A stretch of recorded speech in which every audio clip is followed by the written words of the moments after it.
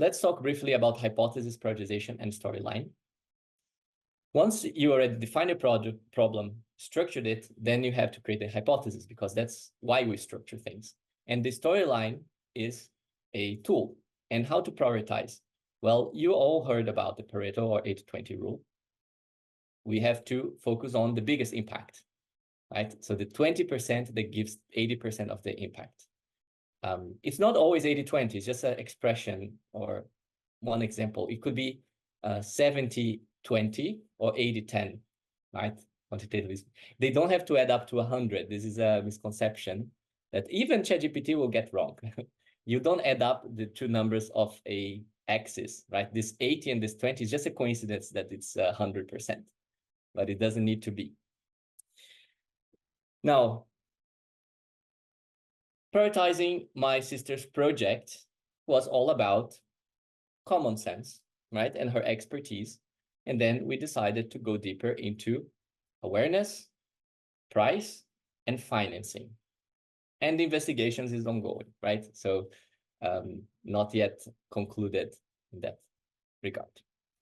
One tool you can use to prioritize, and you probably heard this, is a 2x2 matrix, right? It's a very simple two-dimensional where you define what are the important dimensions. Is it cost or investment?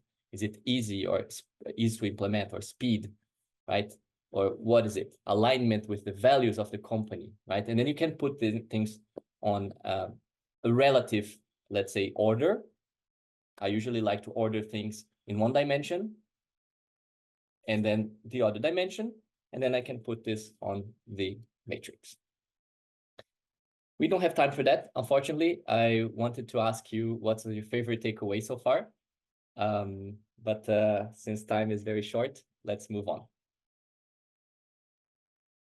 Storylines are very important, right? They are a superpower because they are your tool to manipulate, in the good sense, manipulate a series of hypotheses and convey that to other people, right? In what you believe, because you're often the hypothesis, you have more than one, and often they are connected.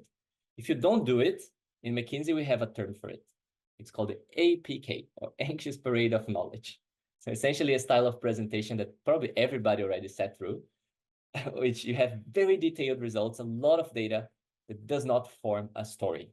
There's no story, right? And often leads to anxiety because the audience is just bombarded with a lot of data, but they cannot connect the dots, okay? And the challenge is to connect the dots for the audience.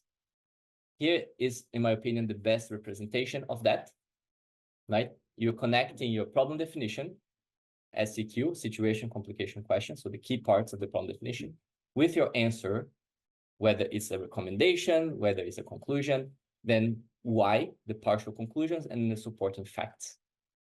Right? If I rearrange my sister's hypothesis in this format, this is how it looks like, right? Lower income families don't hire interior design for the lack of awareness and affordability, right? They don't know what it is, they don't know how this works, and they don't know where to look for.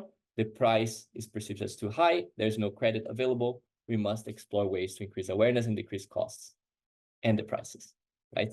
This would be a storyline of what we just did. And to prove each point, we use often slides, right? That's our winning format. And we can draft so-called ghost slides in order to represent the data that we want to see. So ghost slides in consulting are very useful, or dummy slides, or any other name, blank slides, right? Because I want to show data that looks like this, and then you look for it. This is very powerful, and we teach that at Highbridge, and it's very time effective. Okay. Now, just to give you an overview of what we did, we structured the problem, we prioritized hypothesis, we wrote a storyline draft, right? And drafted a bit ghost slides, and this gives us the work plan, what do we have to work on, right? This normally is a sprint.